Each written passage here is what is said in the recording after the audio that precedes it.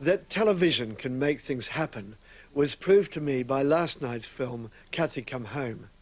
Without its impact, we in Shelter would never have achieved all that we did. Some 10 years later, John Willis carried out an investigation into housing and the homeless in London's East End.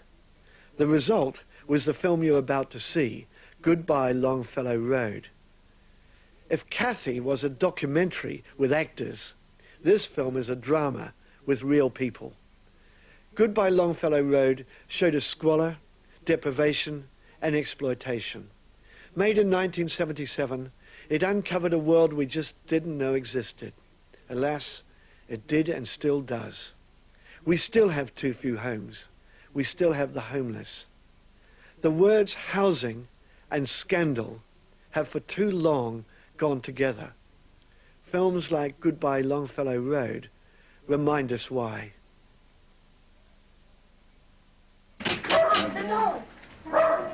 Tim. Veronica Underwood, GLC tenant with 5 children, in rent arrears under threat of eviction. We're trespassing and we've got nothing to say. If you've got anything to say, go to the judge at Shoreditch County Court. Squatters' leaders have come to offer support. A warrant is not served. A warrant is served when I come in the door. It was delivered through the letterbox. It was delivered. This is the warrant. Now out. All right, get the police. If you don't take that camera out, we'll...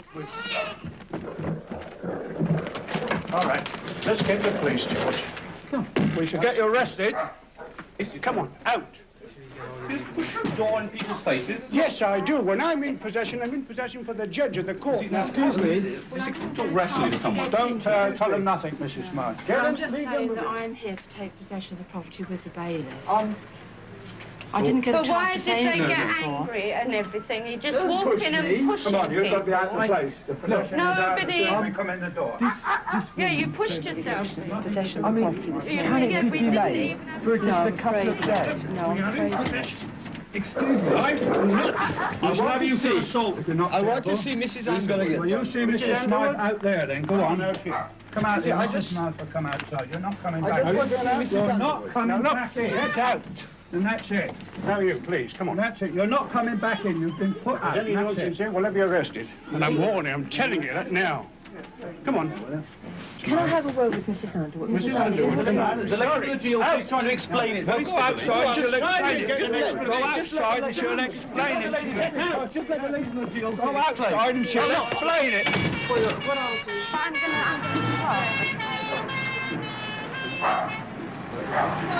to... No, put it down. You okay? Yeah, I'm okay. You must be going there. Well, look, if you don't want to go anywhere else, come down to Longfellow Road and we'll get it sorted out, okay? There are 600 such evictions every week in Britain. As well. You don't know. Okay. Yes, Mike.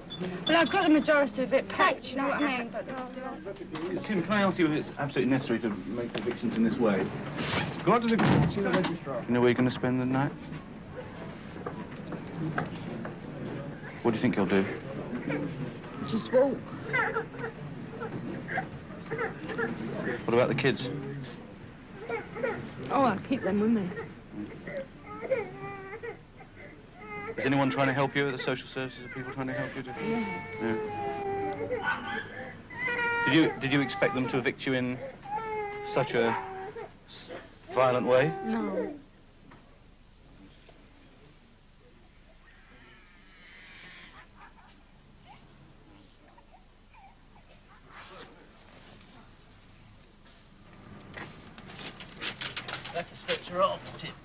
Longfellow Road in the heart of the East End of London.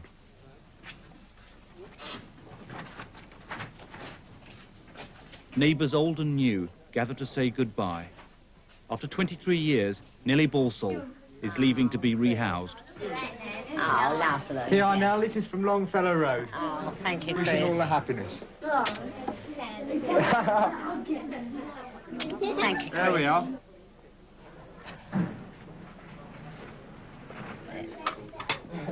Who's not interested in their help?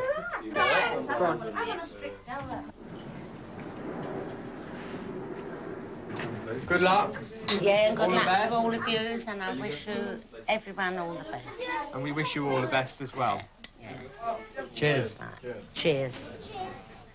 Well, ta-ra, Chris. Right. See you again, darling. Yeah. Bye. Ta-ra, love. Yeah. I will see the You're drivers. going to walk up the street with me then? Ta-ra. Try to help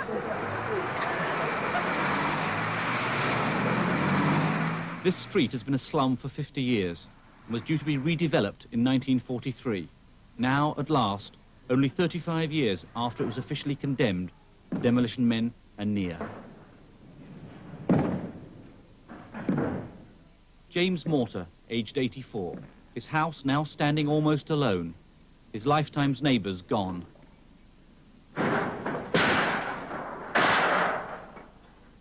Jupp's Road, backing onto Longfellow Road. The Mortars were the first family to move into this street. Now they will be the last to leave.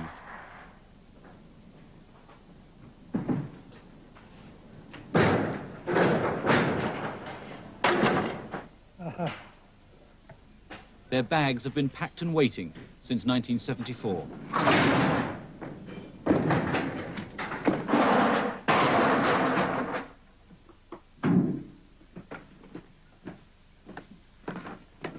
Louise, their unmarried daughter, prepares for a weekly ritual, unchanged for half a century. Her mother is wheelchair-bound and must use a commode.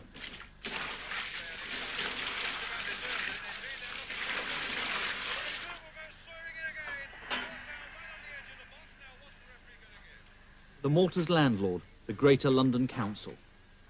They have no bath, no hot water, no indoor lavatory. Now the houses next door are demolished, everything permanently damp. Furthermore, they can't get upstairs.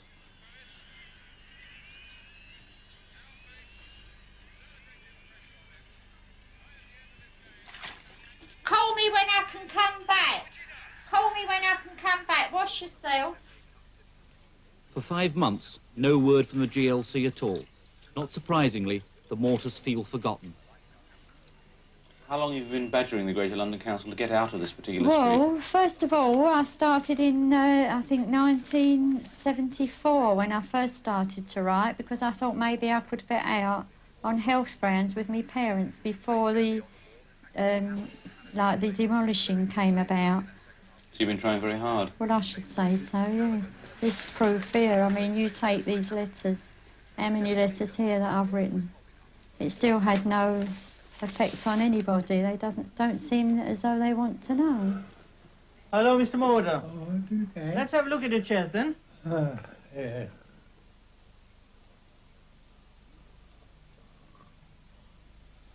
Yes, better now, isn't it, a bit? Eh? Very nice. Are you eating better? Yes. Eh? Have you got any pain? No. No pain, that's all right. Yeah, it's not too bad. It's better than what he was. I know, with this cold weather, he'll need a lot of attention, really, especially when you're living in this house. Are you getting success with an accommodation now? We haven't heard anything yet. Still nothing? You know, we've still not heard anything. Oh, you know. you're going to have really a problem then, over the winter.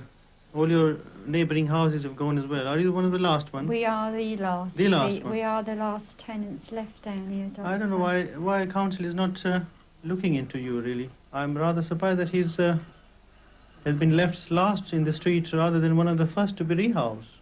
As the Mortars wait patiently, some of London's thousands of homeless prepare to simply move in their place. Tower Hamlets in the East End is called the squatting capital of the world. In Longfellow Road alone, 115 out of London's 30,000 squatters now live. So great the housing shortage that even a nun from Notting Hill seeking an emergency bed for a pregnant girl tries for a place here in a squat halfway across London. Oh, hello, Julie. Long time no see. Well, come over to see if you can help us for a change. Oh, Jill. This is Margaret here, this is Julie, and she's got the same kind of problem as you had over in Notting Hill. They can't find anywhere to live. And I wondered if you knew of anywhere around here where they might get a place. Yeah, well...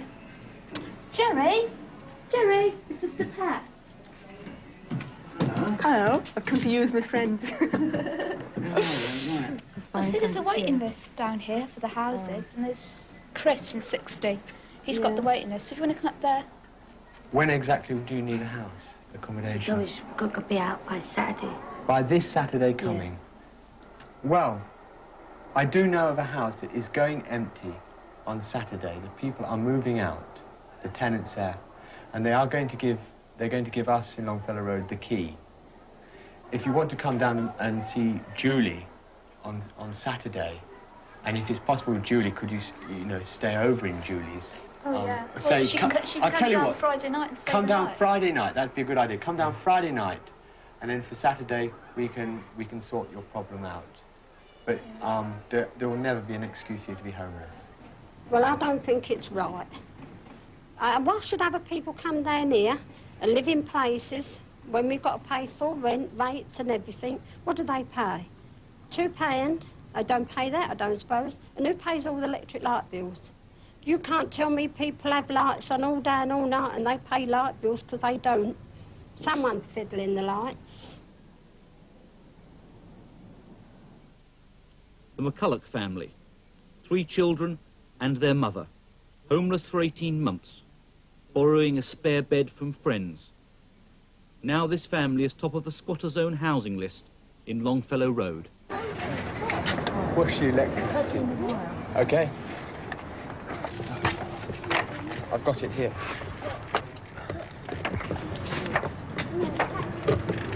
We're going to go for the skylight up there. Well, Rob's going to do this. Yes. The skylight. Open the door from the inside. Yes.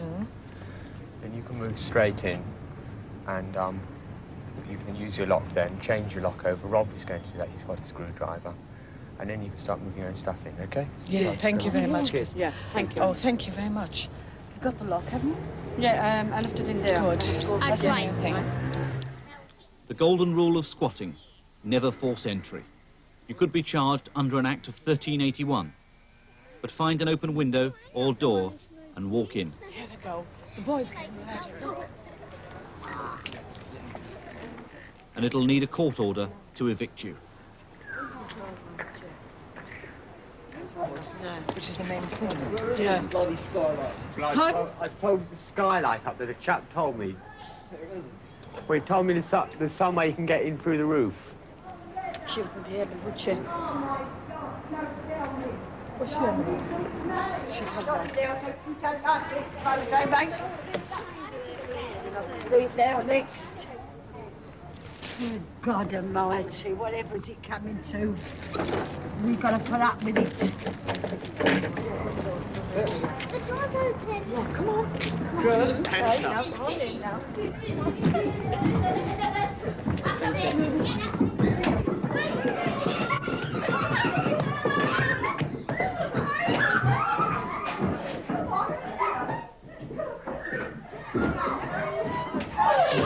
Yeah. We've got 2 years in these houses, and he said that we've got actually at least 2 years. There are people from the council coming around to take our names and find out exactly who's here. So all in all, we get on quite well with the council here. Yes. We've no problems. So, and you can get your name down on the council list to get rehoused.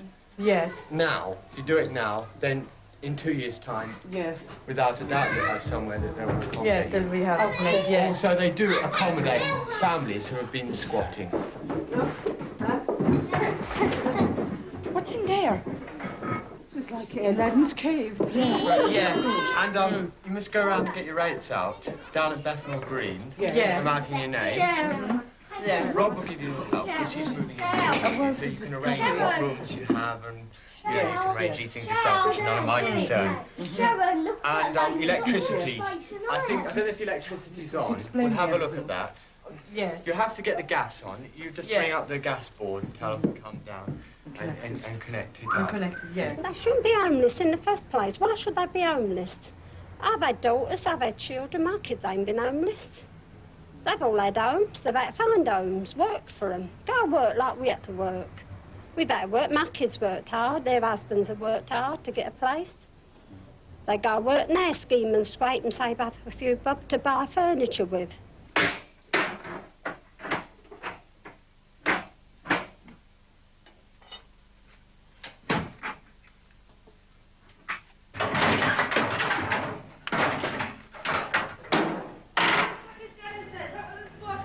Hello.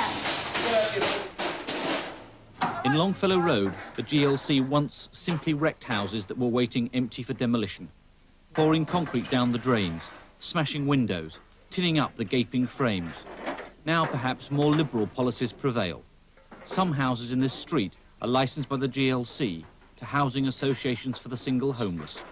Others, squatters are just opening up again. Probably with a bit of work, we could probably get some tiles and do that up. I think it'd be a shame to let the house go to waste.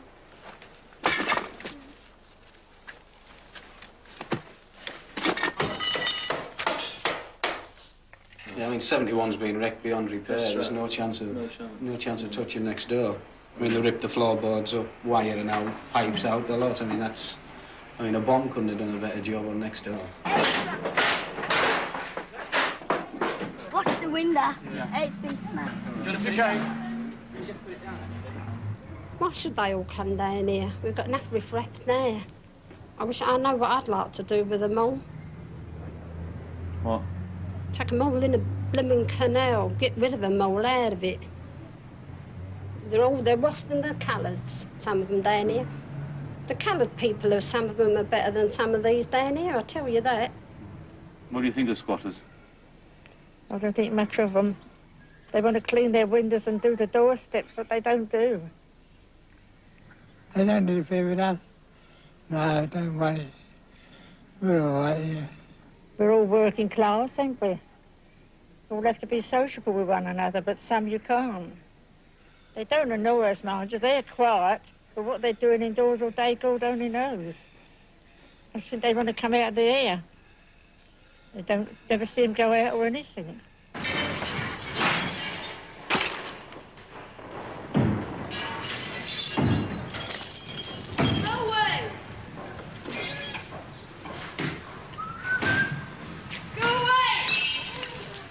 You go away and leave me in peace, man. Hey! Jam. Out!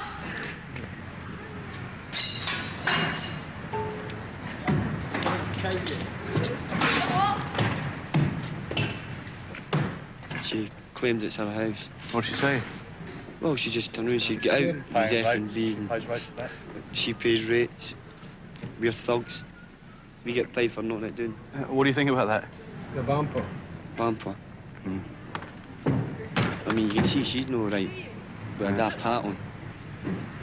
Well, she shouldn't be in there. She's already been notified to get out.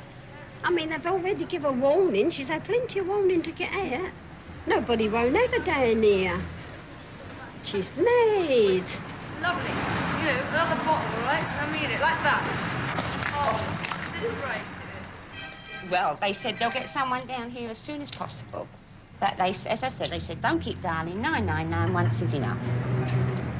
I just like to think that we, as squatters, have a kind of control over the place, and the GLC will give us assurances one minute, and then next. What are you listening for your bag? Oh, no price for free. What are you rubbernecking for? You want a bottle in your face? That's what I feel right I'll now. come up and give you one. No, don't you? Go on. Yeah. You get through that door.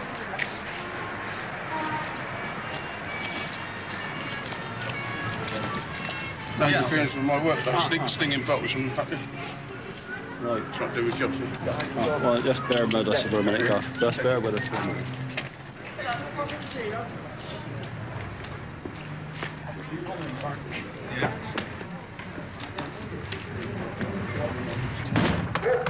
Hey, don't you go down! Back to the window, you rotten lot. Hey! I'm resisting arrest! I'm resisting arrest!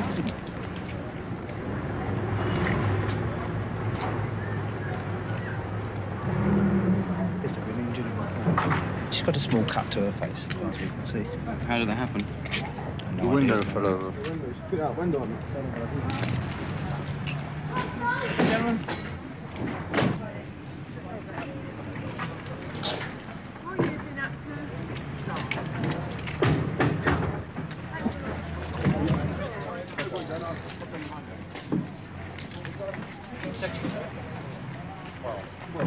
she done cut her face a bit, and she... Yeah, I think so. I think the window. Yeah. I think the window fell on top of her. No, I think she done that for purpose. Why she had that bit of glass.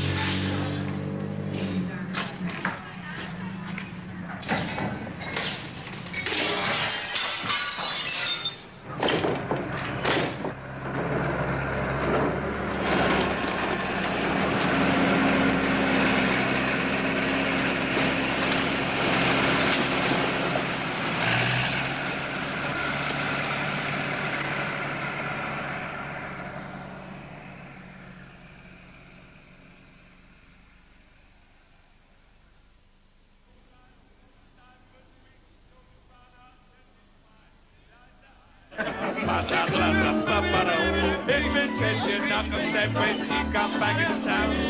Since she did why it's a shame she pulled him down. But she can't get, must be the one she ain't met. Georgia named her, Georgia claimed her. Sweet Georgia Brown. Irene Thompson, aged 34, separated from her husband, East Ender. A short spell living out of London has put her to the bottom of the housing list. Mind the floorboards. Lost the health lady like that last week. What do you mean you lost the health lady? She came round for a visit and went straight through the balls there. This place, this is not really used. We did have a squatter in there, but he's not there anymore, you know. Irene's landlord's Second Genesis Housing Association. Her house, licensed to them by the GLC. There's me one and only light. So you all... I can't have a television or anything like that because you just got the one thing. You can't probably have it where the babies are sleeping. That's the trouble. So you all sleep in this one room, do you? All have to sleep here, yeah. What about... I mean, it looks all right now. What about when the rain comes in? Ah, well, when the rain comes in, it usually comes through there, right onto the foot of the bed, you see. That is a worry, really, because you think if it goes along, find its own level or something, the water. The electric, I've only got one bulb as it is. So if that electric goes, I'm really in it, you know. But as I say, if it's a roof, you've got to get on with it, haven't you? As long as you've got somewhere to stay, you make the best of it. I mean, they're warm, you keep them clean. Got one cold water tap out there, sort of thing. If I want to go to the toilet, it's important, I've got to go up the road. Use the neighbours, that sort of thing. Must be difficult in the middle of the night. Ah, well, now you're after that, yeah. Do you really want to have a look inside, or what? If I can open the door, that is. I don't think I can. Shut it up because it got a bit smelly during the... That's it. See, there's no... The chain doesn't work, there's no seat on it, but it's in a bad way now. You couldn't use it at all, because you get blue bottles coming up into the kitchen, you think if they've been in there, and then go on the baby's grub, like, it's, you know, it's dangerous for them, isn't it? How long you lived in the street? 71 years. What did the street used to be like in the old days? Oh, it used to be the old nice. days, Very years nice. ago, it was lovely down here. Oh, yeah. 80 years ago, yes. Very nice. The neighbours was neighbours then. They're not now. They don't trouble now. Are there any fights in the street? Yes, we had one a little while back. Man and his wife, and they kicking her about. I wouldn't stand it, I know that. He doesn't bash you about, though, does he? No, I wouldn't either. I wouldn't get the chance to. I wouldn't come back to him, I know that. How many years you been married? How long you been married? 1916. Those palmy Cockney days of 1916 may be gone forever. The squatters are bringing life and a slightly different sense of community back to Longfellow Road. This is their street party.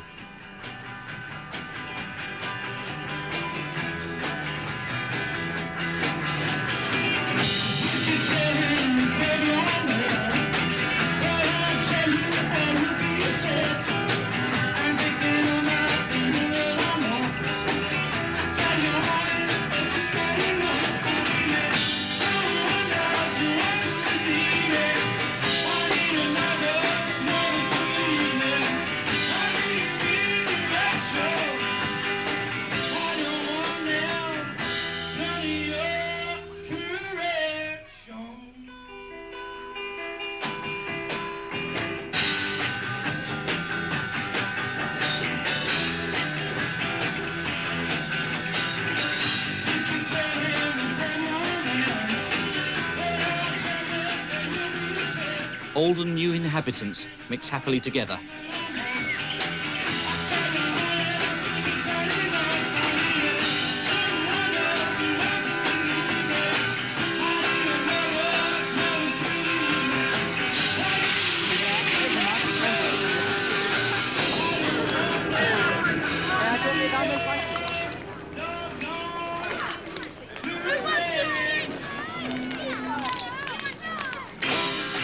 Among the revellers, 5 doctors, 6 nurses, 7 teachers, 2 social workers and 19 students, all squatters. There is no rented accommodation in Tower Hamlets where they all work, so they have little alternative.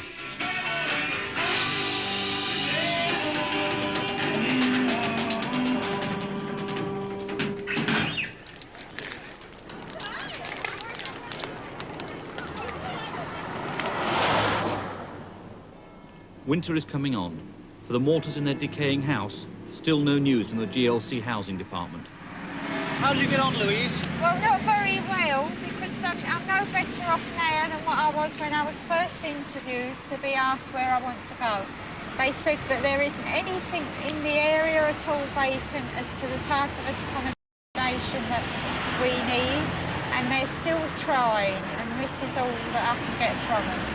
Why do they give people changes and give us none? I only wish I could walk.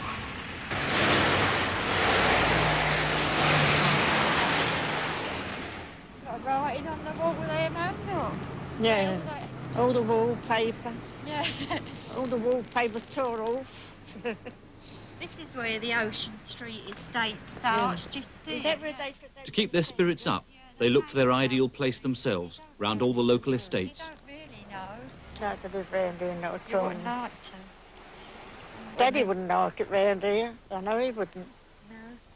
He'd have nowhere to go, you know, to sit out, really, would he? He likes to be where there's people, doesn't he? We ain't going to go where they want to put us. We're going to go where we want to go. Well, that's it. You can go where you... Across Jupp's Road, Irene Thompson now finds herself homeless. Last night, water cascaded through the leaky roof and hit the electrical wiring. Well, it all happened in a minute, I suppose. 1 minute, everything was there, the cooker, the electric, everything, and next minute, the baby's crying, it's all dark, she's frightened, I suppose, and she's bumped her head. I thought, well, what am I going to do now? Charging round with matches, trying to get everything together, and I thought, well, I better just go over to neighbours with the 2 babies, pack what I can, and phone up first thing in the morning to the council, and or welfare, rather, and see if they can do anything for me. But they'll probably just say, well, we'll take your babies, look after them, and you find your own place. How would you feel about that? I couldn't. I'd sooner squat, you know. Next morning, Irene walks the 1.5 miles to the Homeless Families Department of Tower Hamlets Council. Although Irene's house is owned by the GLC, it's licensed by them to Second Genesis Housing Association. Excuse me, could you let me see Mr. Davies, please? Mr. Davies? Yes, it's the Homeless Families. My name's Thompson.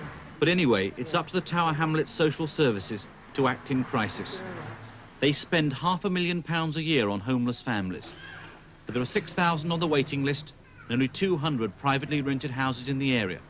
So Irene's case is pretty hopeless. We are responsible for people that are homeless, but technically you're not homeless in that you have a roof over your head. But What, you mean the house without the electric in it? You couldn't possibly live in it if you can't see 2 kids. I mean, I've got to make feeds and... We're absolutely inundated with homeless families from, you know, from all over the world, if you like. Yes, but that's the point. I mean, I'm a Londoner. Yes. All over the world, it's something to me. I know they've got to have places. I know they've got to exist sort of thing in a place somewhere, but surely I must have some rights. Yes. Well, it's either the GLC. The GLC have got to say, right, well, we recognise that we've given this property to a housing association who can't cope with it and can't repair it, and we will take the responsibility for it. Or Second Genesis have got to be made to put the place in a decent state of repair. Yeah. All I know is I'm a mother. I've got 2 children. Yes. I'm homeless, and wherever I go, people say, you're not our responsibility. 4 days later, still no electricity. The landlord, Second Genesis, is based at his office supply shop in Victoria. Its guiding spirit, 40-year-old Douglas Curtis. His third wife, Anne, secretary of the Housing Association. They live in a flat above the shop. But Irene still heard nothing, in spite of frantic efforts to contact them. Could I speak to Mr. Curtis, please? I'm sorry, Mr. Curtis isn't in. Who's that, please? It's Tower Hamlets Law Centre here.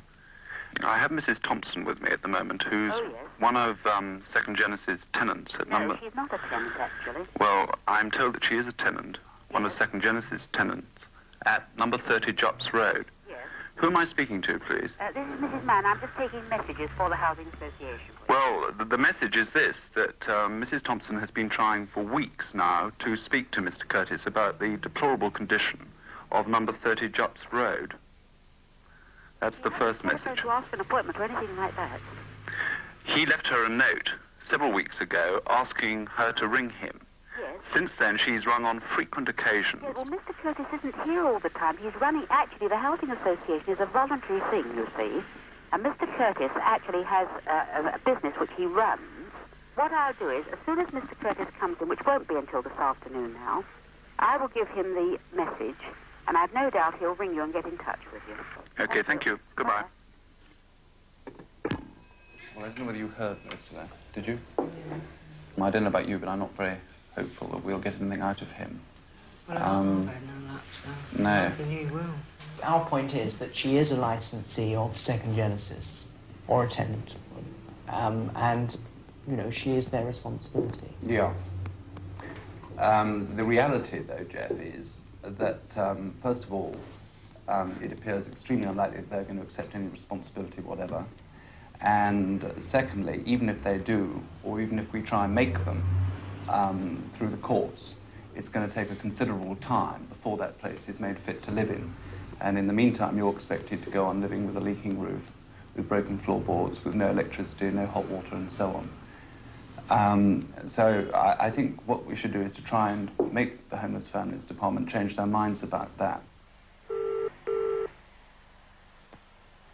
Hello? Oh, I wonder if you could help me, please. I've been trying to get through to Archer House. Yeah, well, it's past, 5. They shut at 5. They close at 5? Oh, yeah. There's no way I could get in touch with Mr. Davies, that's more... No, well, not now, my dear, no. And I've been waiting in all day, you see. This is the emergency number of the local council's social services. Irene is still waiting for the authorities to decide amongst themselves whose responsibility she is, or even to get a health inspector round to condemn her house. No, I mean, you see, the switchboard, they're off at 5, you see. So what do you suggest I do? Well, I mean, you have to hang on for another day. Hang on, what, in the street with 2 kids? Well, I can't do anything at the moment, I'm afraid. You definitely can't contact anybody at all? None. I have no number whatsoever. The Methodist East End Mission. Hello. I'm sorry to trouble you, but I've been sent by the welfare people here. Got nowhere at all to stay tonight at all. No, this was the only one that took children as well. Have you got any accommodation at all? Well, at the moment, I'm afraid I'm full up. The only form of accommodation I could offer, we have a camp bed. Would you like to come through? A camp bed? Yes. Is that just for me, you mean? We have a camp bed and 2 cots. Oh, dear me. But I've been in Jups Road, 30 Jups Road. Would you like to feed her? Yes, you wouldn't mind. Yes, you do, I've yeah. some here. Must be hungry. Yeah, You going down? There we are, look. You go and have a There's walk. so much walking around. Yes. I have to keep feeding in between. The 3 of you must be very tired. Is this just for one night, then? You can't promise me a bed tomorrow? I can't, I'm afraid. I can't. You just never imagine these sort of things happening to you when you've always lived somewhere a little bit reasonable and you've worked and you've always paid your rent. But when you're in a position down to circumstances where you can't go to work, children are underage and you need a place to live in, that you can be virtually in the gutter with no chance whatsoever of a place. You're stuck, you're finished. 7 days since Irene's house became uninhabitable and still in the gutter. Squatters' leaders from Longfellow Road plead Irene's cause at the local social services. Did Second Genesis promise to rehouse Irene? I can't comment on what Second Genesis have said to anyone, as I said before, because they are, I'm told, a housing association, although I believe that matter is open to doubt. They're a completely separate entity from this council. They're operating in my area.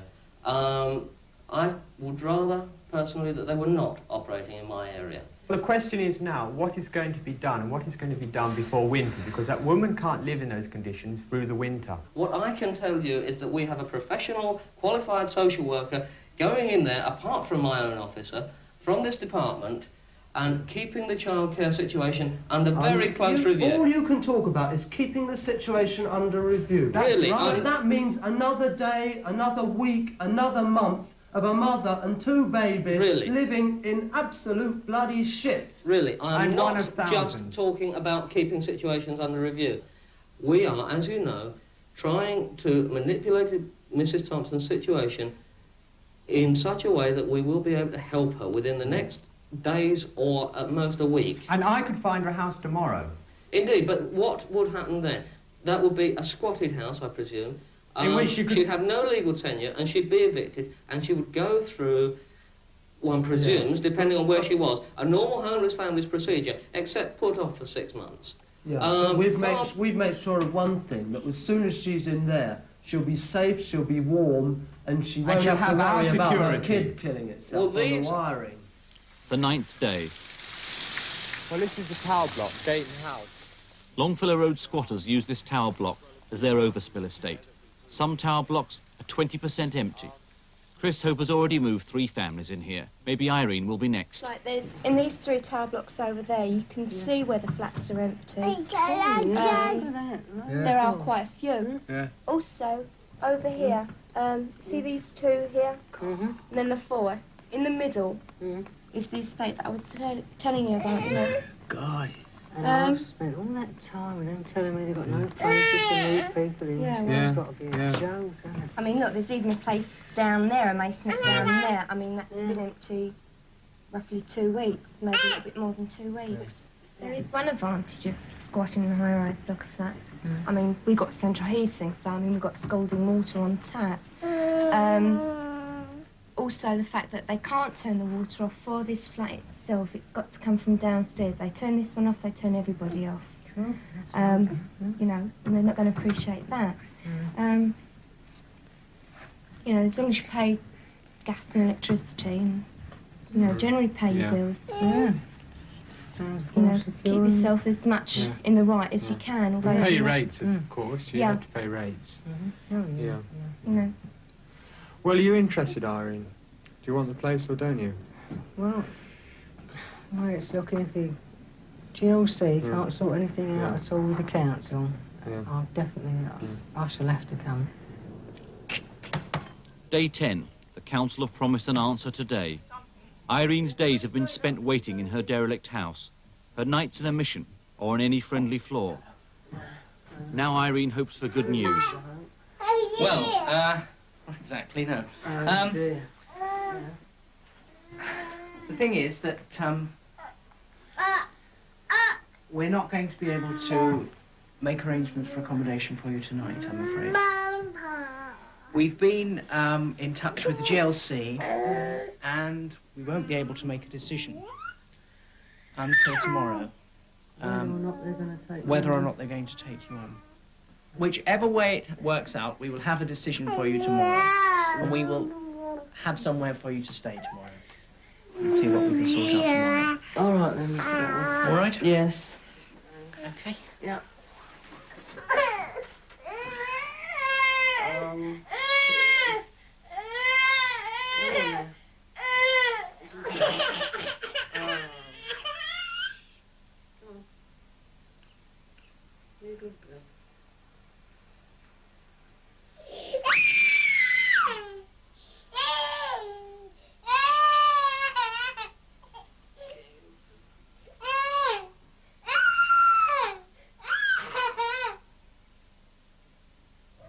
Nice little garden. It seems quiet enough round here, doesn't it, Mum? At last, the Mortars have been offered a ground floor flat.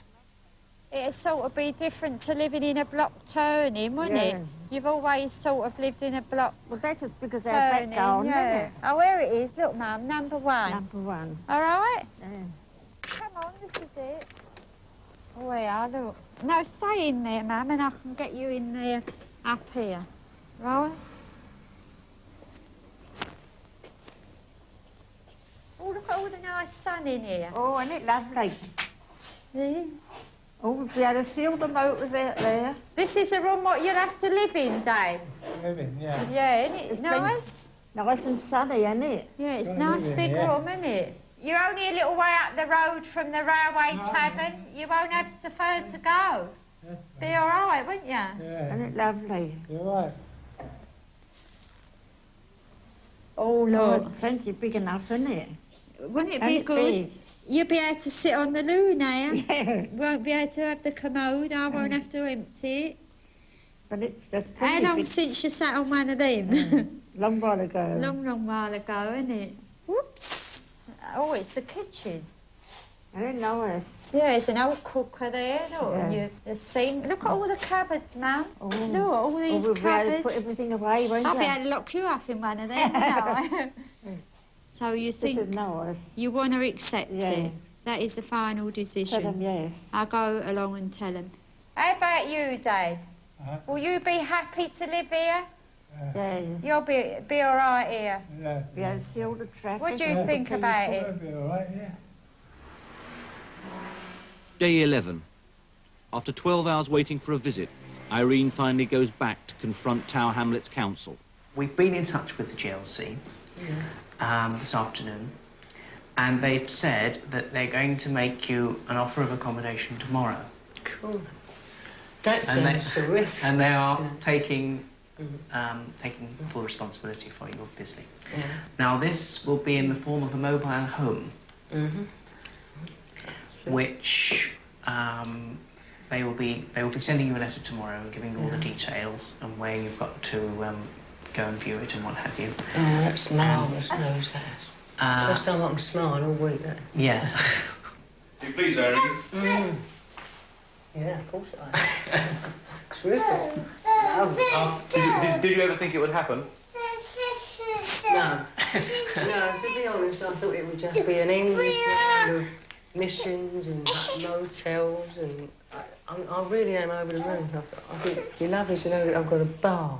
Just put the baby in the bath. That's the best bit for me. Yes, you can afford to look happy now, can't you? So, through all the red tape, an answer was handed down. Jeff Davies of Tower Hamlets got the GLC to come up with that offer. A mobile home on this site. But 4 days later... How's it going, Irene? Have you had your letter? You must be joking. My letter? This is what all I've had this morning, this. Look. I'm choked. I've been sitting here all this time just waiting for it to come down, planning what it's going to be like, and now I'm not getting a place at all. What's that then? They just passed me on to another housing association, which is GLC-backed, but he's given solemn promise on that bloody thing after all this traipsing about and everything else I've done. I've sat there, I've been reasonable with the bloke, I've never lost my temper. He knows the state I'm in with them kids. I've not been well myself, the kids are not well. And then after sitting there and solemnly promising, you don't mean to tell me that the chief of the blooming housing up there doesn't know that there's somebody already living in a house that he offers you? This is the house you've been offered the mobile home. Someone's living in it. According to this fella from, what's it, Acme Housing, there's somebody already there. He's got no right to offer it to me.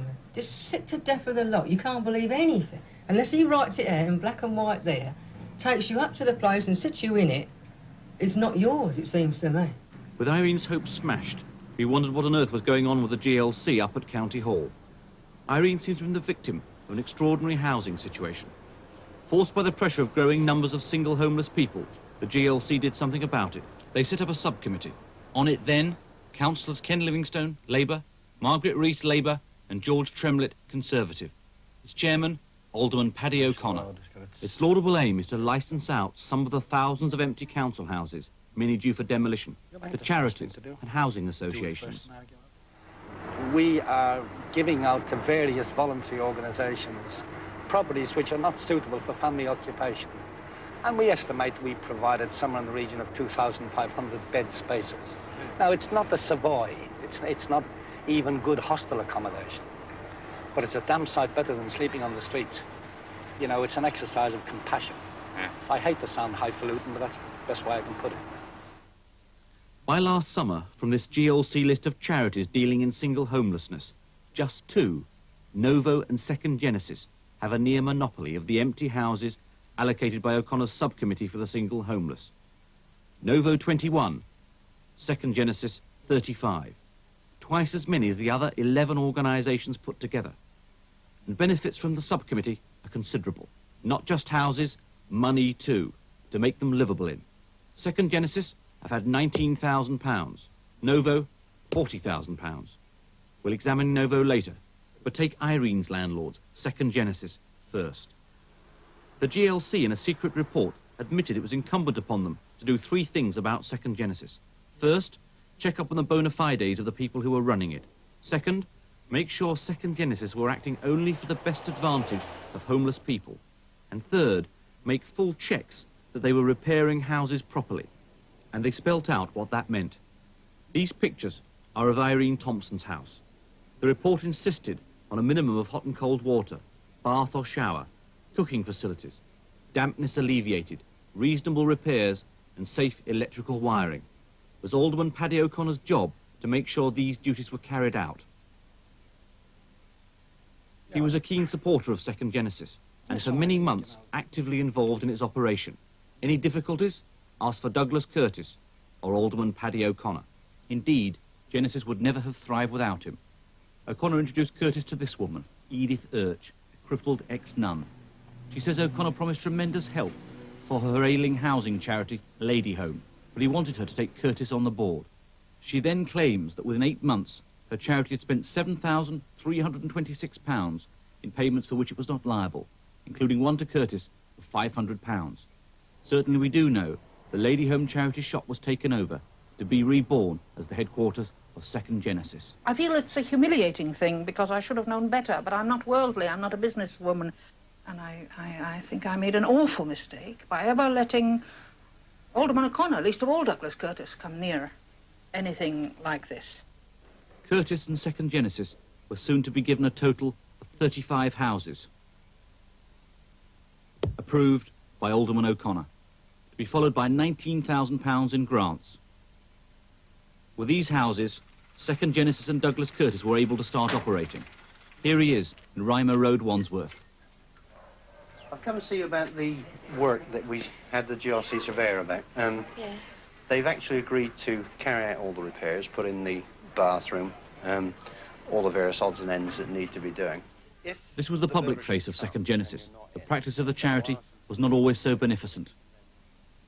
He used to come around and say, like, just, you know, flash up the house a bit and put in new roses, new bulbs, bulb holders, and, you know, just make it look nice in general, you know. A worksheet would be made out with how long the job was going to take. And usually the most it ever was about 40 hours. See, now, the job sometimes would only take about half an hour. Take, for example, this scruffy bill to the GLC. They were charged for the complete rewiring of 21 Jups Road. Labour claimed, indeed, 40 hours. Materials claimed, £45. In fact, the house was never rewired. Were these houses ever inspected by the Greater London Council surveyor? Yes. Second Genesis would just come around with a surveyor. Suggests, well, the person who used to come round with the surveyor used to just bring him to the door, and I talked to him, and that was about it. And so the house was just passed, you know, without even the surveyor looking in. The surveyor didn't come inside the house? No, well, as far as he got, well, sometimes he just comes to the doorsteps. You check what repairs have been done? I don't check, the surveyors do, because they're the experts. Yeah. I mean, I couldn't tell whether a place has been properly wired electrically or not. Our experts go and check before any money is paid over. I see. And we only pay when the work is done. Irene Thompson's house at 30 Jups Road was a house of which Second Genesis claimed they spent £157. It's now unfit for human habitation. 47 Longfellow Road, Bow, £120.67 grant for rewiring and repairs. Electricity board refused to connect. 16 Vauxhall Grove, Lambeth, £4,800 grant. Drains blocked, toilets blocked, tenants refused to pay rent. 73 Alma Road, Wandsworth, grant £728.83. Health authorities close it down. 54 to 69 Jups Road. There were grants for all these properties. Within weeks, they were all demolished. 21 to 23 Grove Road. The GLC discovered a building overestimate. Total £1,500. Total grants to Second Genesis, £19,239.42. And Curtis was aware of the opportunities. Obviously, we are in a position, if we chose to exploit it, of having housing available, and we could charge people high rents, we could mess them around, we could do all those things. But that really is why we're at this end of the market. We're dealing with people who don't have the capacity to pay. And one of the things I learned when I studied economics was that demand is only demand if it's effective, if the people have the ability to pay. In fact, some people at Second Genesis seem to have discovered some other laws of economics. Take 16 Vauxhall Grove, Lambeth, £4,800 grant, carved up into 12 tiny rooms, rent charged £10.50 a week, total rent up to £126 a week from this one house with blocked drains. Yet, as early as February the 1st last year, the GLC secret report admitted that for some houses, Second Genesis were charging double the fair rent. And by mid-1976, Second Genesis had 35 houses all over London: Hackney, Wandsworth, Islington, Lambeth, Haringey and Tower Hamlets.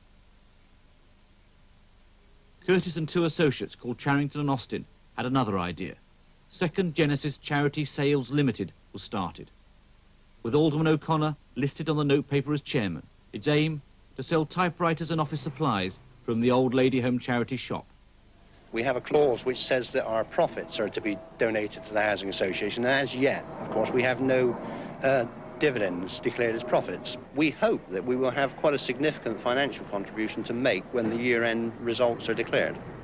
Soon after the year-end results, the charity shop closed down, never to be reopened. The shop's debts included £844 to Hamilton Typewriter Leasing Company. According to Britain's top liquidators, Cork Gully, the charity shop had found itself involved in another of Curtis's financial schemes. It had been getting typewriters from a firm called Jennings Typewriters of Croydon, a long-standing suburban firm bought by Curtis and two associates, Charrington and Cox. Purchase price about £3,000. 8 months later, it too had debts, £22,074, mainly to typewriter manufacturers.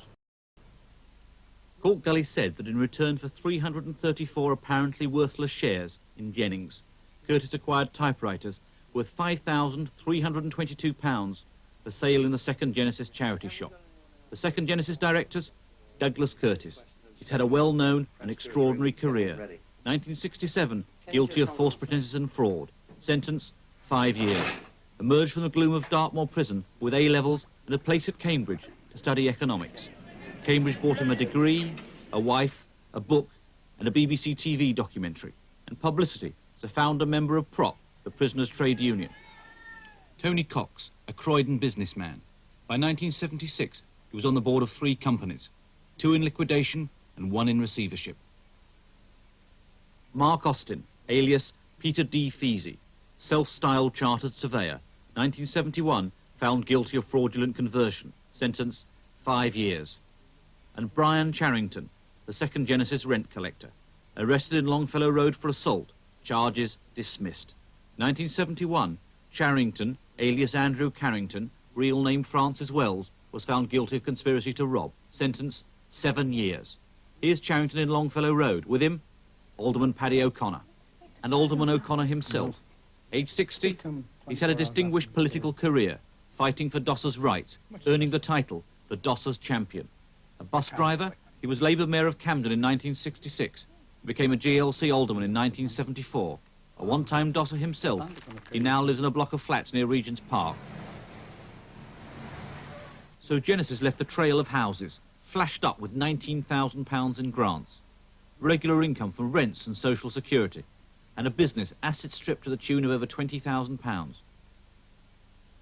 Yet Richard Balfe, the GLC housing boss, said after a confidential investigation, "We will continue to support them. They're doing a good job." Clearly, I'd much sooner that there was a closer check. But it's quite impossible. I've got 2 staff. And we're up to our ears in trying to solve the problem. And I don't believe you solve the problem with accounts.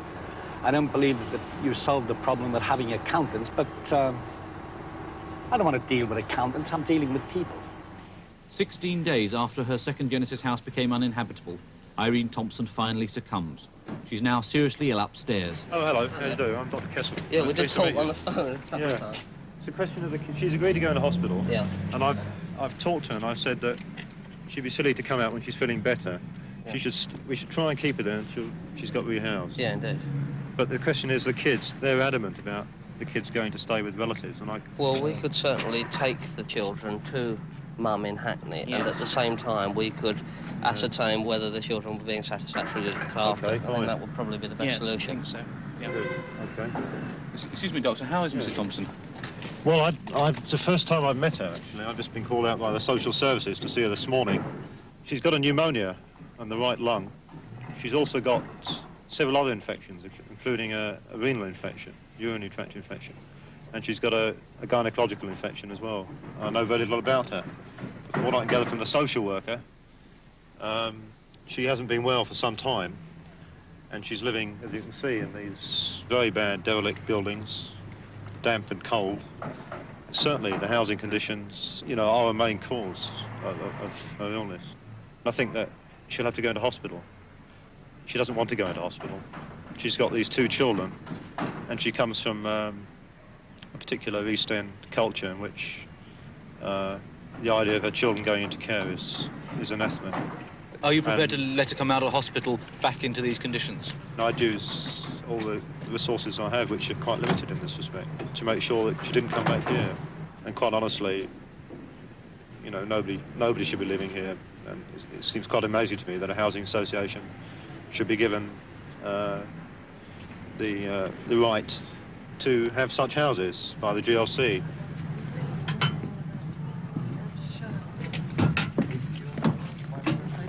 Yeah, I will do, yeah. So Irene Thompson finishes up in hospital, seriously ill. Her children's future bleak.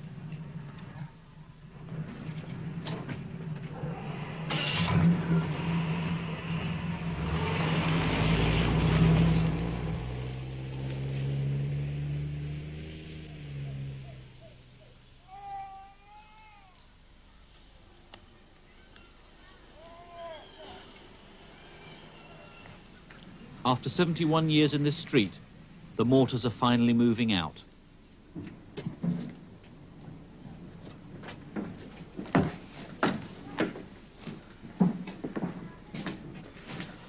Get out, here. Sit there.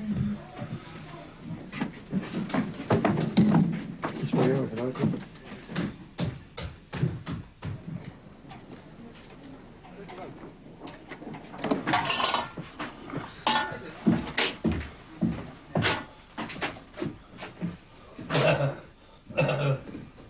Be careful, that's your dad's pride and joy.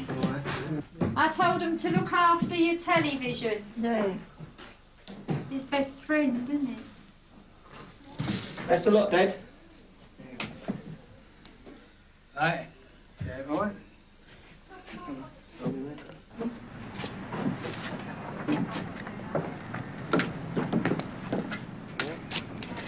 Got a lift again, Will? Last time, right? Ready? Yes.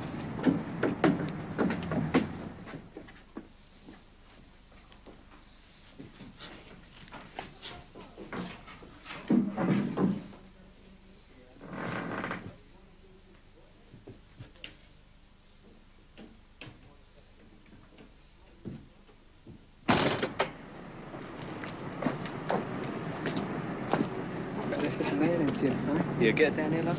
We'll lift her up. All right, you're on, man. Take the side. Ready? Okay, George.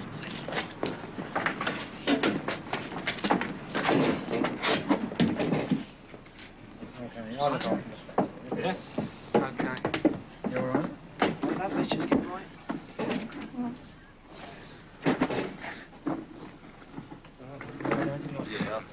We'll lift her up, right?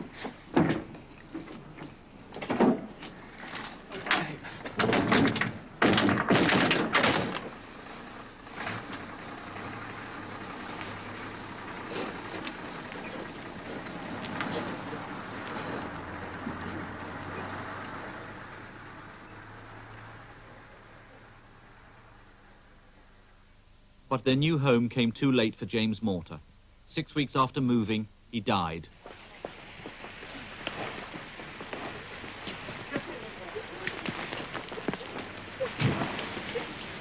Ready? No, no.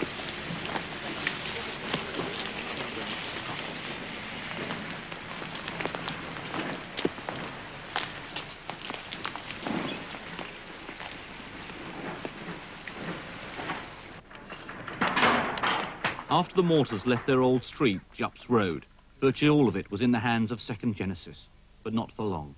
As far as the GLC was concerned, on the 12th of November, Second Genesis collapsed. Soon after, Curtis disappeared from the shop, with a lot of people chasing him for money. But he's still got two businesses, a life insurance company in London and an office supply firm in Northampton. The Genesis tenants now found they had a new landlord. Alderman O'Connor's subcommittee had handed over all houses to that other housing association we mentioned, Novo. Second Genesis' misfortune was Novo's gain. As an organisation claiming to help the single homeless and ex-prisoners, they already had 21 houses from the GLC. The Second Genesis takeover, Novo at the last count, had 56 out of 78 houses licensed by O'Connor's subcommittee. He'd been a good friend of theirs too.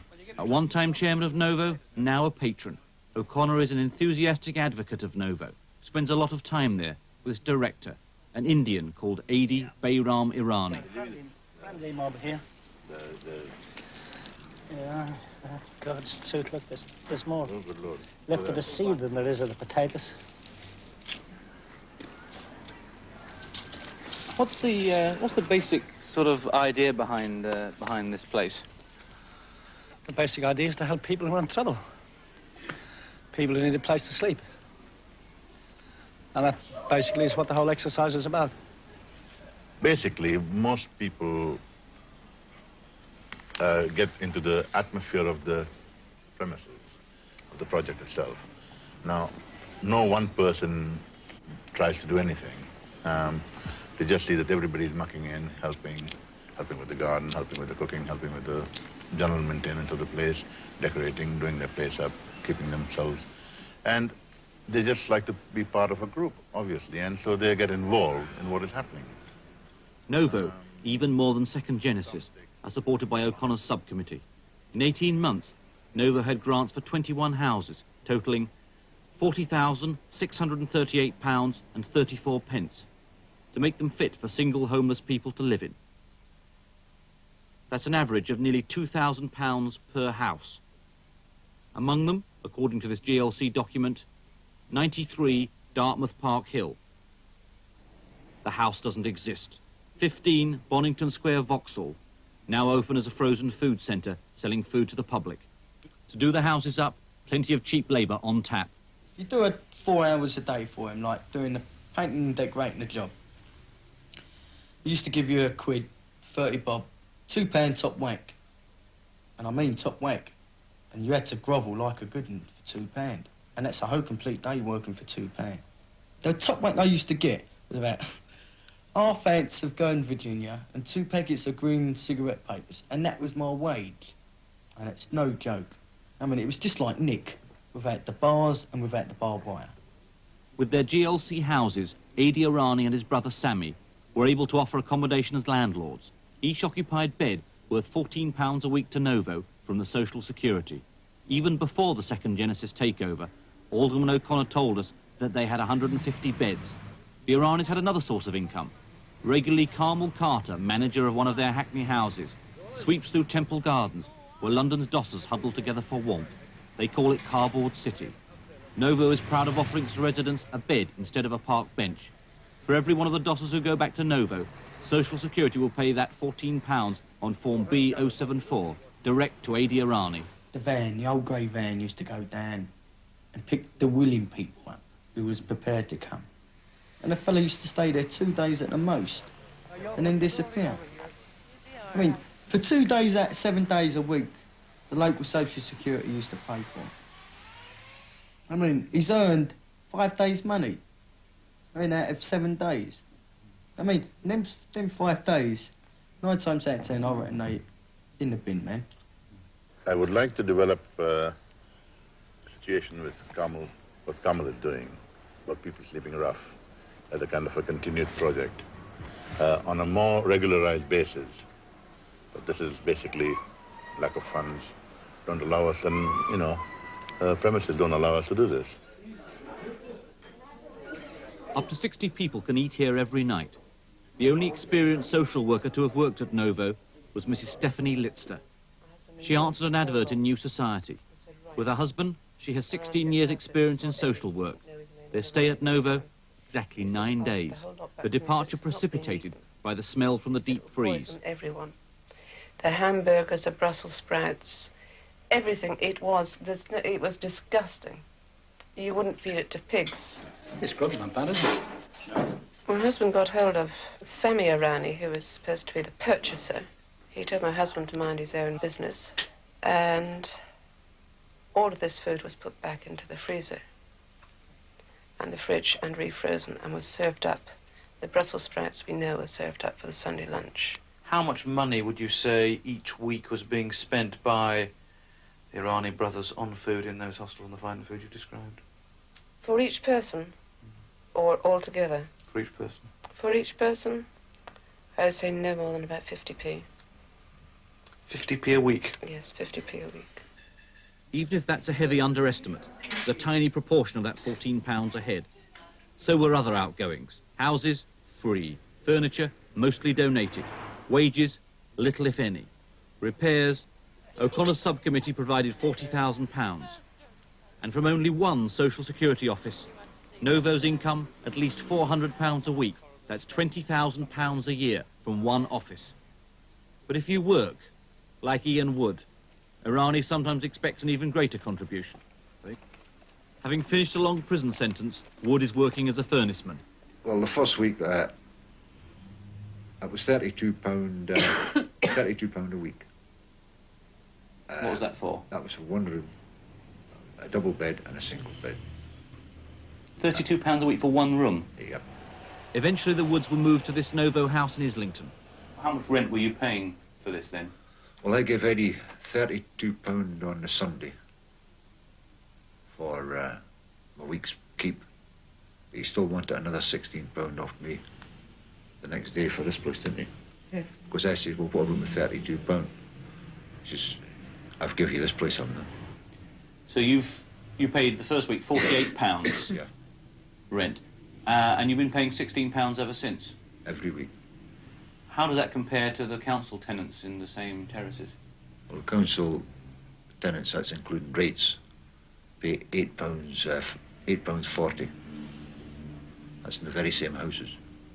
Now, when you eventually came up here, what sort of state was it in? Oh, when there was human shit.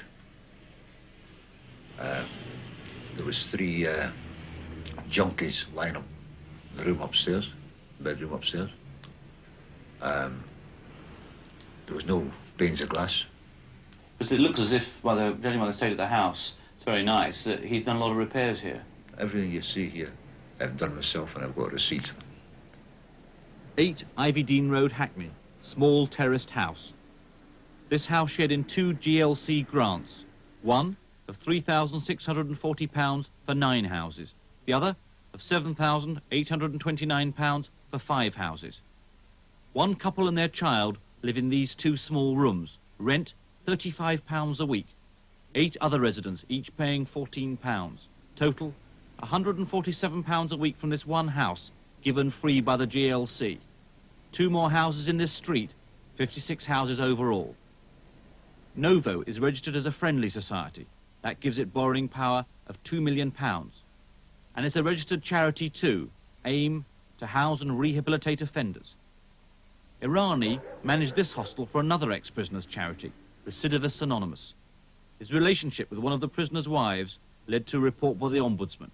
As a result, Irani left the country and lost his job. A year later, he came quietly back and set up Novo. The founders then, Clive Lawrence Sell, solicitor, struck off 1975 for misapplication of clients' funds. Douglas Moriarty, ex-prison officer. And then Adi Irani himself, the public face of Novo, a face that jogged Ian Wood's memory when he first arrived. When I met him, that's when I realised I'd do it, but I knew the guy. How did you know him? From Dartmoor. He was there for a few weeks, and during the time I met him, it was only for about 5 or 6 occasions, and he got transferred to Parkhurst.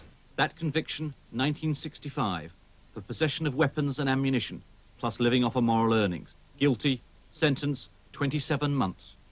1955, under the name A.D. Bayram, brothel keeping. Guilty, fined.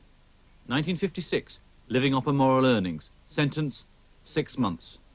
And in 1976, illegal distraint of a tenant's property. Judgment and costs given against Irani. But his court appearances don't bother him. I don't think it's relevant, actually. And brother Sami Irani, once a surgeon, became a fellow of the Royal College of Surgeons in 1970. But since 1972, there's no record of him practicing. Now building and purchasing officer for Novo. Neither Sami nor Adi appear to have any other job. On the committee, Alderman O'Connor himself. But now he's changed his role from chairman to patron. So with £40,000 of ratepayers' money that goes to Novo, not to mention their substantial income, mainly from social security, there's plenty to account for. If you was a tenant now, and you asked for a receipt, it was a crime to ask for a receipt. Yet the previous year, 1975, Novo were taken to court by a tenant for harassment. Judgment against Irani, who admitted he kept no proper accounts. Justice Rolf Hamilton called him into the witness box and said, "I'm horrified that local authorities are paying out substantial sums of money to organisations which indulge in this method of keeping records." There are other troubles that led to court. All the time there was a feeling of violence. You felt as though you were sitting on the edge of a volcano that was just about to erupt. This is Billy McGeegan, at this time manager of a Novo house, highly thought of. To O'Connor and Irani, a yardstick of Novo's success. But McGeegan's time at Novo has been marked by a number of court appearances. 1975, assaulting a policeman, guilty, fined. And then another incident at this Novo house in Islington. Eddie's brother came up with quite a few of the guys to move into a Honda. Gave the guy a bit of aggravation. There was a bit of aggravation. There was a court case about it. What sort of aggravation? What happened to the man? Well, he got hit over the head with a pick handle. His wife lost 3 teeth. McGeegan, 2 counts of malicious wounding, guilty, probation. Did you ever see any violence or intimidation in the Novo setup? There was so much violence, it was unbelievable. You know, this McQuiggan fellow, a Scots guy, threw a man into the basement, you know, and really hurt him. And the man was so afraid that he couldn't say anything, you know. When you say really hurt him, what happened? I've got scars on my head where this man hit me 3 or 4 times with bottles, not fists, bottles. He was a henchman for the firm, you know. Billy McGuigan? Yeah. And Novo aren't afraid to use political muscle as well. Take 2 Ivy Dean Road, Hackney. 2 women squatters and their children, evicted by a group of Novo people, including Carmel Carter. No GLC licence or proof of identity was shown. Their solicitor, Ruth Holt, says it could rank as a criminal assault. When she complained to the GLC, she received a visit from Adi Irani and Alderman O'Connor. When I told Mr. Alderman O'Connor that it was unlawful, the action, he didn't say he'd had a licence. I told him, which is what I knew at the time, that he didn't have one. And he said, "You know what the GLC are like? They're bureaucrats." And he got quite heated about it and about these houses in Broadway Market. And one thing he did say really stuck in my mind. He repeated over and over again, very vehemently, "These are my houses, mine." Over the years, starting before Novo was born, Adi Irani has become landlord of at least 2 substantial private properties. For instance, he was a landlord at 9 Kilburn Priory, worth £12,000, and at 38 Kensington Gardens Square, split into 18 bed-sitters, worth £70,000. Despite that, Adi Irani himself lives in a modern council flat in Vauxhall. There's no doubt that the support of the GLC's Single Homeless Subcommittee has given the Irani brothers and Novo a near monopoly of the GLC's accommodation provided for this purpose. That dominance invites an array of questions, such as, why has 89% of this financial year's funds of the Single Homeless Subcommittee gone to just Novo and Second Genesis? Why are Novo and Second Genesis allowed to charge rents of £100 a week or more for houses given to them free by the GLC? Why have organisations that include men with serious criminal records been the main recipients of GLC support for the single homeless? Why did the GLC let Second Genesis continue to claim houses and money, were they known for months that there were serious deficiencies in their accounts? Are the DHSS satisfied that all their £14 a week vouchers are being properly used? Why did O'Connor's subcommittee meet so seldom? And is it true that there were only 2 votes in its entire history? Despite GLC support, there are many organisations who either won't or are reluctant to send people to Novo. Community Service Volunteers, Oxford House Settlement, the National Association for Voluntary Hostels, After 6, and Hackney Social Services. When asked if they send people to Novo, said, "Not if we can help it." And the Inner London Probation Service, whose clients are the very people Novo was set up to help. They issued a circular which ordered probation officers not to send people to Novo without approval. There have been complaints about Novo. Of course there have been complaints about Novo. It's not the ideal hostel situation. It isn't possible to give everybody a single room. Sometimes people complain about the food, but then sometimes I complain about the food. And I'm sure sometimes you do too. There have been complaints, but I am satisfied from literally hundreds of visits here that while there are mistakes